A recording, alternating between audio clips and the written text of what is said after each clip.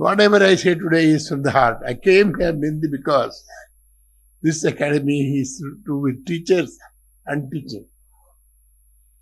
For those who may not know, my father was in the education department. My grandfather was a teacher. My great-grandfather was a teacher. In my wife's case, my wife's grandfather was one of the first Indians to be professor in Mysore University. And she is also a teacher. The reason I'm mentioning it is, I really believe. If you don't believe it, don't have to tell me what you think. The truth is, the only profession which is not only noble, is the most selfless profession is teaching. Even science is not, I believe scientists is also being a scientist. That is also a very noble profession. Selfless because you do science, but still science you can become a bit selfish. Not if you are a good teacher. My father always used to tell me, if you are a good teacher, you forget the number of hours you spend on teaching, number of students you meet, number of people you advise, and you keep telling them as if you are getting something out of it. But you get the same poor salary. So don't worry about anything that you get, but you give everything. There is one profession, only giving is the main thing. You don't take anything. So I believe because of this is a wonderful profession, and I am very grateful I am here in a teacher's academy, teaching academy. In fact, this story I have told many times, but I will repeat it. There is a famous story in the Upanishads of this man is looking for the ultimate God, ultimate knowledge. He runs all over the place looking for it because he becomes mad. And suddenly when he was walking by, he sees a tree full of flowers, colored fruits, and all kinds of beautiful smelling flowers and, as I said, fruits. But not a bird, not a bee, no living species was going near the tree. How come this? You can have so many fruits, but no bird ever comes to this tree. And this wise man who is going by, he asked him, why is that? What is the amazing thing about this tree? He said, you know that those trees, the tree you see, was a teacher in a previous life who did not give everything he had to his students. Well, forget about it. Let me come back to teaching. In fact, I know there are different types of teachers. Teachers who give the minimal, teachers who give everything. But I'll never forget. I was very much interested. I'll give you an example, then I'll give my formal lecture. When I was an undergraduate, somehow somebody said something about research and all.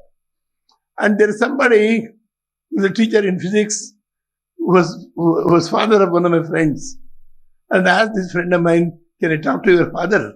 He's a lecturer in Central College in physics.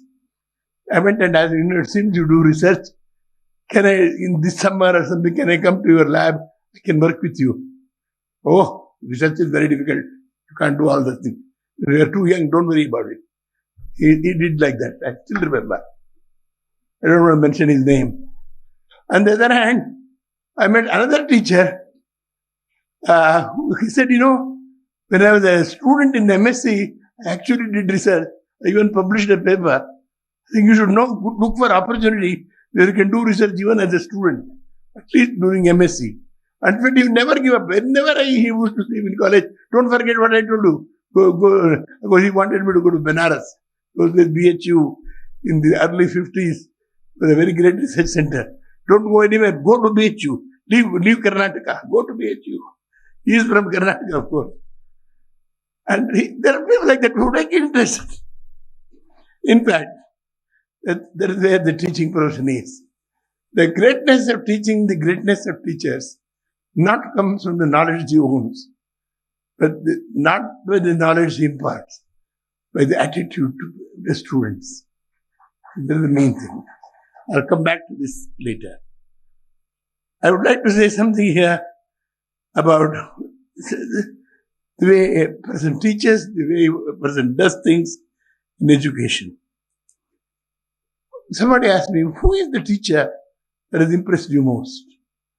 It is that teacher who told me about things which is not in the book. Those teachers who repeat everything, regurgitate everything in the book, I have not much respect. I can read it. Why do I need this guy? I was like that. My mother always said, "What if we don't read anything?" There's nothing once I've read, that's it. Why do I go on reading the same thing? They will go to the class, we hear the same thing. So I think we should learn. What is it that we are going to tell the young people that is not in the book?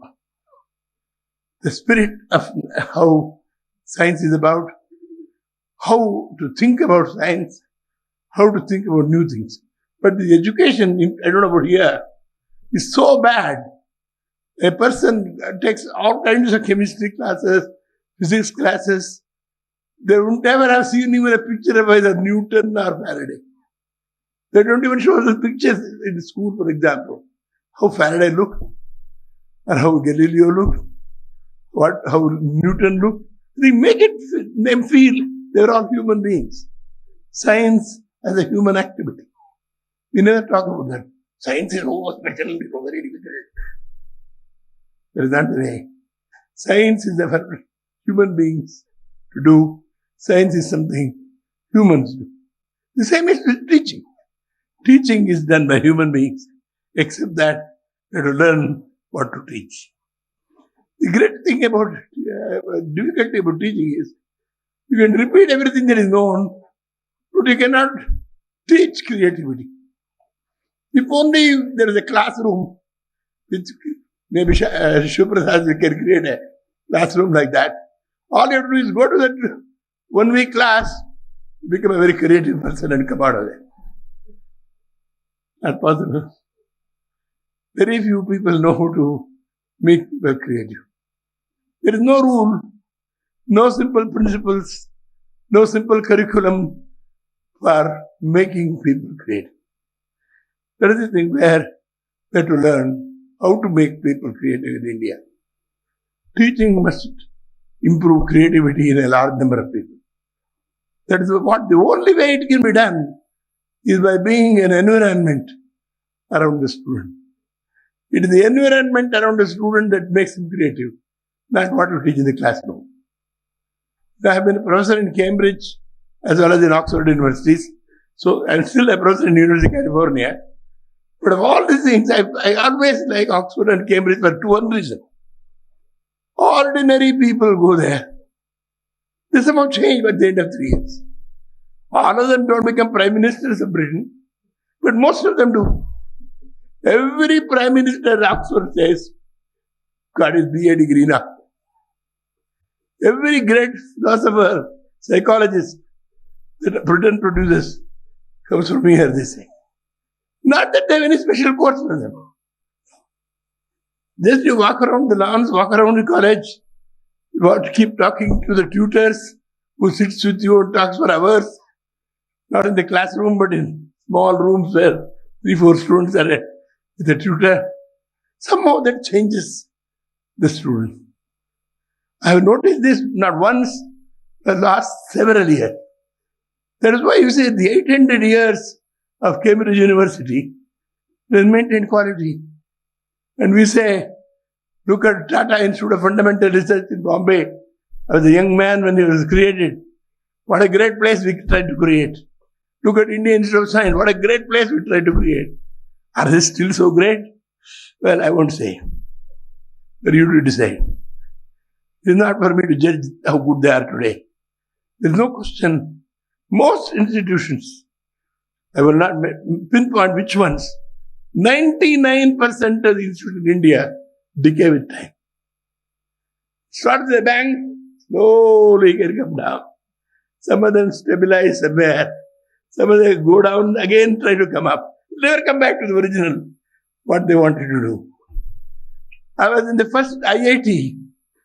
I still remember Pandit Nehru addressing the students, and I was the research scholar.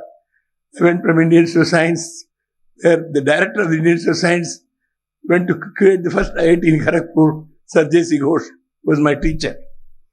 And Sir J.C. Ghosh welcomed Nehru, and B.C. Roy was the chief minister, And Pandit Nehru said, I have created this institute to think that this society will be the MIT and Caltech of India. That's what Nehru said.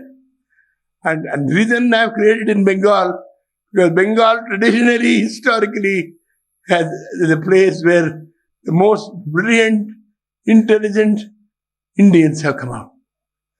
And he gave names of those, including Tagore. Bengal is the only state, he said, where there was a renaissance. There is no other state that can pride itself as Bengal can about the renaissance period of Bengal. So we are creating that first in Bengal. I'm not saying IIT Kharagpur is no good, but is that what IIT today? This decay of quality. So this program that you have in this institute should look into that. What makes institutions have a long life?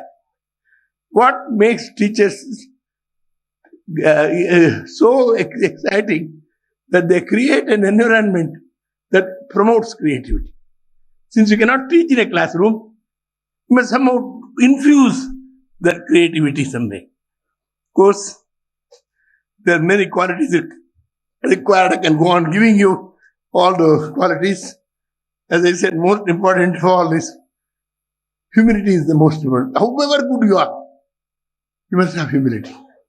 I'll never forget, I worked a lot with Professor Sir Neville Mott in Cambridge. I became very close to him. But I edited his 80th as well as 90th birthday fifth shifts. Neville Mott always used to, he had a silly question. He would say, Professor, some very elementary question in chemistry. He would ask him. He was not at all shy. Humility comes from that. Where you don't show off your knowledge, you're always seeking knowledge. So can you make sure that our teachers are seeking knowledge, not trying to give wisdom to the young people? It's a very amazing attitude to learning. Well, I'm a music buff. I listen to music a lot. I am impressed by one guy in music, one old man who is no more, Alauddin Khan. Alauddin Khan, all of you know, really Hindi, Alauddin Khan, Khan Sahab, और 50 साल से रियाज करते रहे. Okay, what is it you have learned in music? देखो, 50 साल के बाद, no, I know how to sing Todi Rag. One rag. Amazing, That is kind of humility. Because you knew more than Todi. It is like that. Okay. Coming back, Faraday was like that. For me, in my life, the real life heroes, on a day-to-day basis, I don't worship them like gods, but I think of them, two of them who inspired me, both not Indians, Faraday, another is Linus Pauling. Faraday, because without any family background, without any education, he created science beyond human capability. The same is true Linus Pauling. I was just yesterday telling my wife, Linus Pauling, when I was doing a PhD, I almost went to work with him, but I didn't. I worked with somebody else, one of his students at my PhD, by working on gaseous electron diffraction of molecules. And Linus Pauling came. I had done 2 structures, which he has cited in his 3rd edition of the Nature of the Chemical Bond. And we had tea. Then he said, something about his life. One of us asked, how was it to be a student when you were young?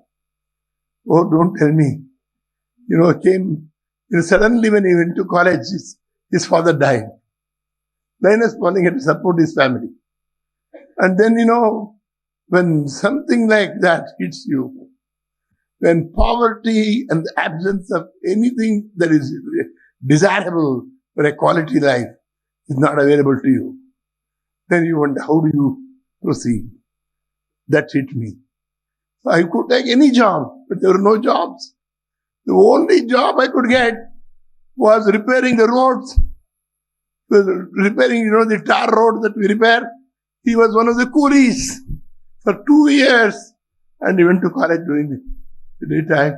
And night he used to work on the roads. And that's how I got my bachelor's degree. He said, that is one thing you should never forget in life.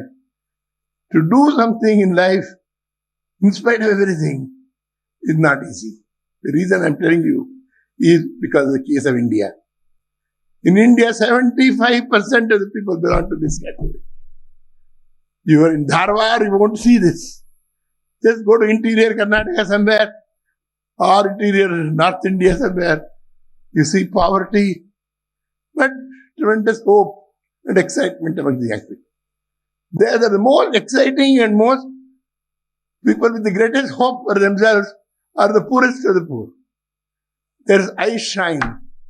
They want to learn science, but there is no opportunity. But with my wife and I try to do something, but we are very humble people. We can't do so much. But the reason I'm telling you this is, as a teacher, doesn't matter what level you are teaching, you cannot forget this aspect of it. When you train a poor coolie's son to become a wonderful PhD with you, and he becomes a professor in a good institute later, that you have gained something. It's not just 100 papers I publish. Yes, the same guy publishes those papers with you. So making people going upward in India, in education, is a very important job of a teacher. Nobody else can do it. With all our due respect to our prime ministers, including the present one, no speecher, no politician, nobody in any profession can give the ray of hope to the poor and the underprivileged. And we can. We teachers are here for that. We teachers are here to encourage, enthuse the have-nots. One. Two, create an atmosphere where people become creative. If these two are forgotten, everything else, your knowledge of physics and chemistry, I'll never forget in my own life. I was a young student, I was only 20. I went to America. I took a course under a professor. He later got a Nobel Prize. And he was teaching something. He had made a new discovery of something which was very applicable in some chemistry. Some numbers he gave all that. Don't worry about it. Then he said, I suddenly thought, if that is good for whatever he is doing, that must explain many other things in chemistry. So I took that whatever numbers he has given various things in chemistry and plotted all kinds of properties, physical properties of many materials. I found they were all related. Then I went to him, I took your numbers. This is come on, I wrote a one page. He said, publish it. I'm only a PhD 20-year-old student. No. You publish it. In my life, he was the first man in my life. I published my first paper independently. It was 19 in Science magazine for my MSc thesis. My independent paper as a PhD student, after that went on published. Out of 20 and odd papers I had in 3 years at Purdue, only 5 came from my PhD. I had few teachers like that. When you find talent, encourage it beyond your limits. C.V. Raman was like that. It is only when the people didn't have the talent, he was could be very harsh. He was an amazing person as well. Okay. Making everything interesting, exciting, and recognizing talent and creativity are the more important things as a teacher. Now today I am here trying to teach teachers. I am supposed to tell you some teachers who are already teachers. What do I tell teachers? Well, I will tell you about 2 or 3 things. One is, as I told you earlier, somehow develop a tradition. Tradition is not something that is like Cambridge has wonderful tradition. I know Oxford has tradition. That is not that one. Each one of us is all called a living dharma. Each teacher, at least in my own case, I have it. The way I live, the way I behave, the way I talk, the way I teach, these are important. Students see that. The way you work, because they are working. They give you a manuscript. In the next morning, give it back, correcting it. You corrected everything.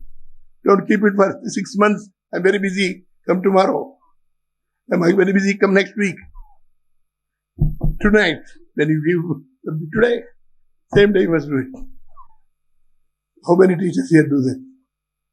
At least in my colleagues don't do that. In this science, I don't want to say much. This is very important. This is why you live. This is what we mean teacher's dharma. Teacher's dharma doesn't end there alone, just doing something quickly. But in much more than that. The way you behave, I told you, the way you talk, the way you treat others, the way you show humility, and so on. Let me quote a famous story of Blackman. The story of Blackman that Lord Ashby wrote about. Lord Ashby had a guide called Blackman in Imperial College, London. Very great biologist, botanist. And it was the first time Blackman says, I was a 20-year-old man, just finished my bachelor's degree, went to Professor Blackman to do my PhD. Lord Ashby was a very great educationist. You all know his name probably. I call that Ashby. Here he had my paper. All corrected I found. The paper was full of reading. Every word has been changed. No sentence was what I wrote.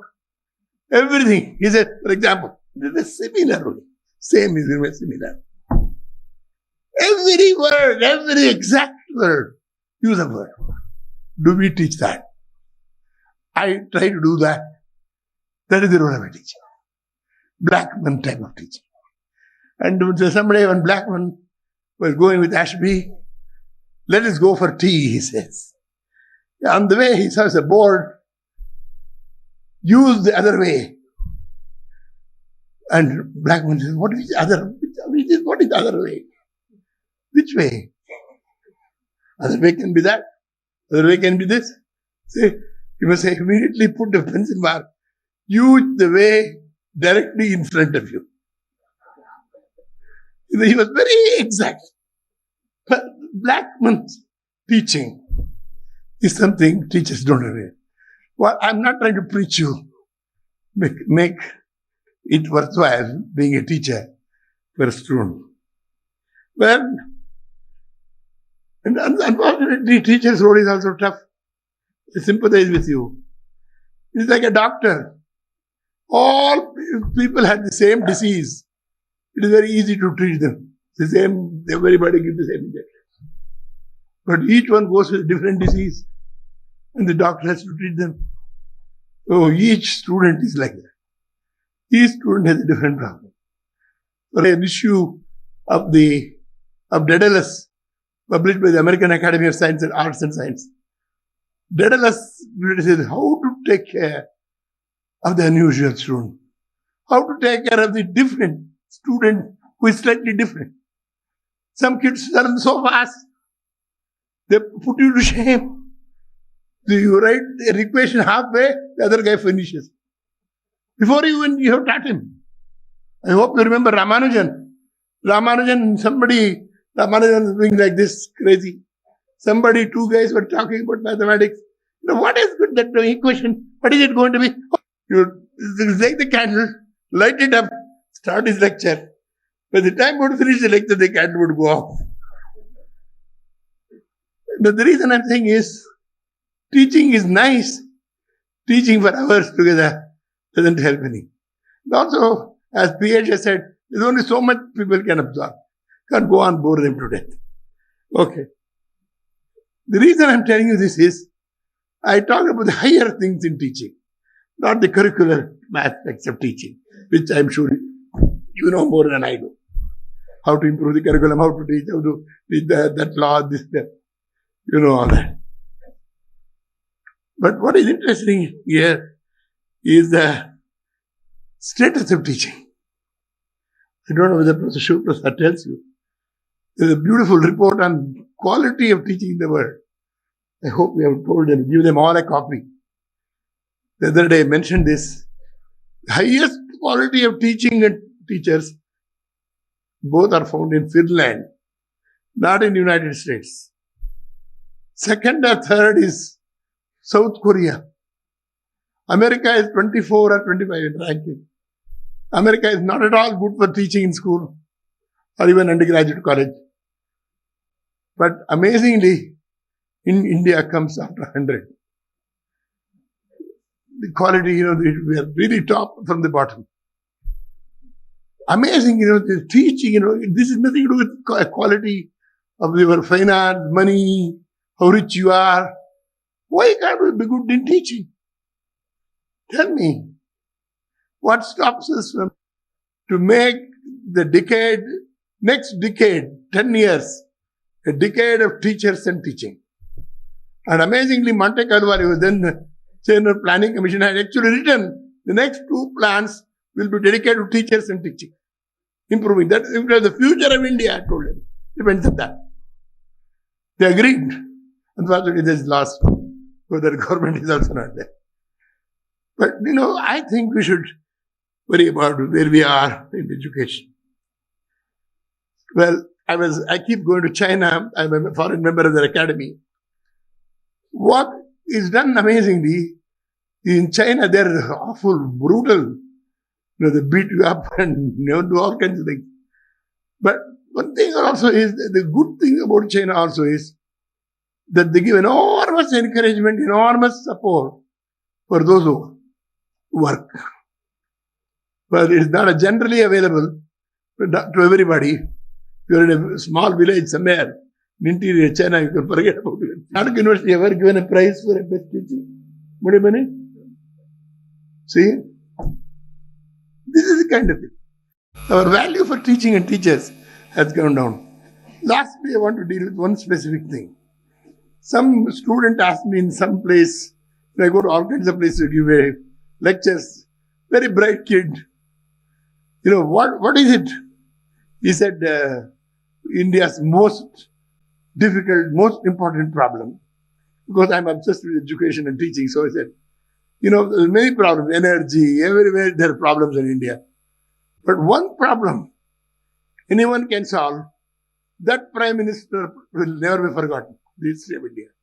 It is the man or the woman who becomes Prime Minister who gives more opportunities for the deserving students, eliminate the curse of examinations. It is the examination that runs our lives, not education. I don't know what you are doing about that.